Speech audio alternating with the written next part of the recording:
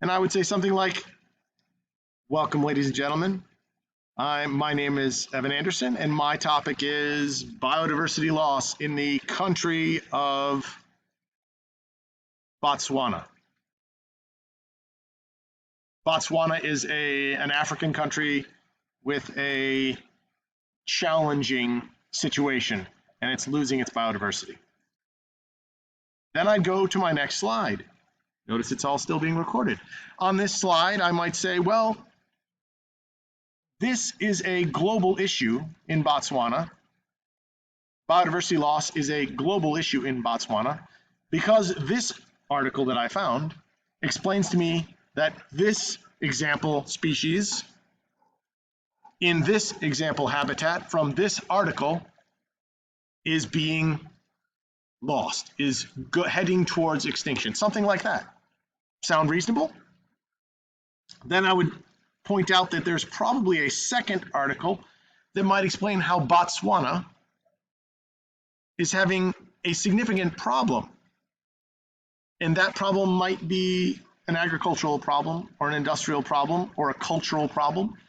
Maybe Botswana has a problem that's not even Botswana's problem. Maybe Botswana's being invaded by Sudan or Niger or something like that. And then it's a global issue that's causing biodiversity loss. If there's a war that's been destroying your country for 15 years, maybe gorillas are not going to do very well in that situation.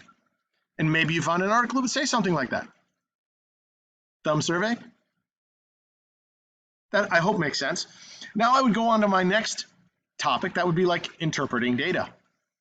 I need to have, and I know I already have a source for my population pyramid. That's census.gov. That some teacher, I don't know who would do that, but some teacher already gave you something, a population pyramid, and it already related to, I think, the country that you already chose. And so I think that's done. But we need to explain its relationship. We want to write a sentence here that explains the relationship between what that population pyramid looks like and the problem, the global issue. If we have biodiversity loss in a country that is being destroyed by war, for example, might there be a problem? Might that population pyramid show that there's a mortality rate problem?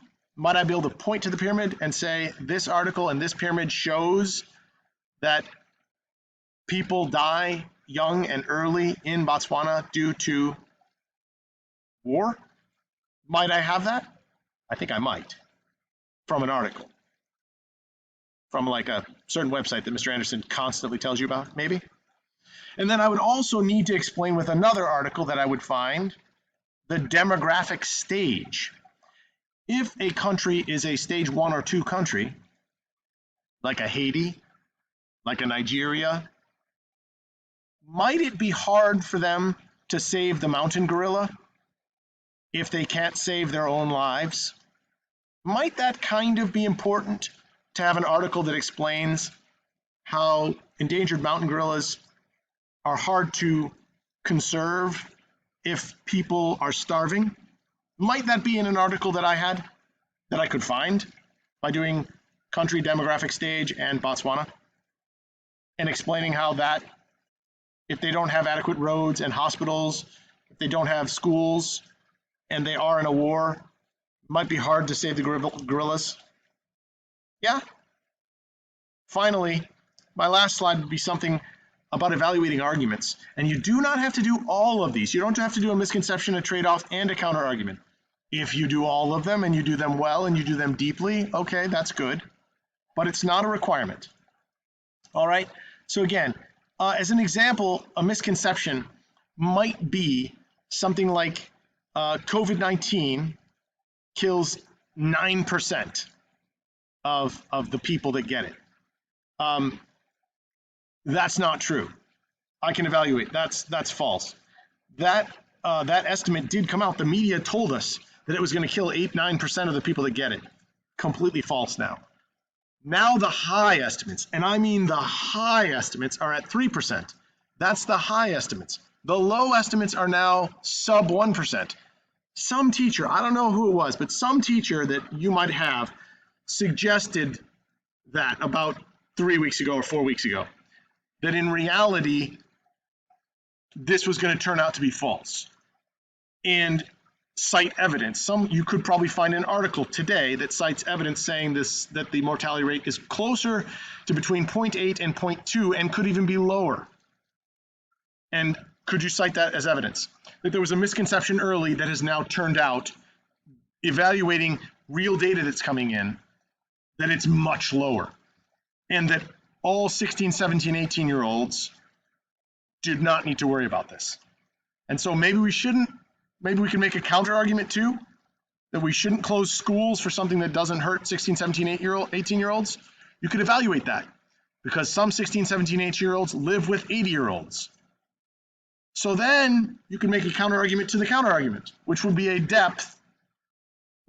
extra depth. But could you make that counter argument? And then could you do a trade-off? Could you discuss a trade-off? For example, if two people, if a mother and a father both lose their job,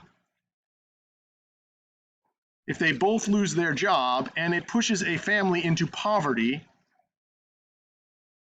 is that better or worse than COVID-19? It's an open question.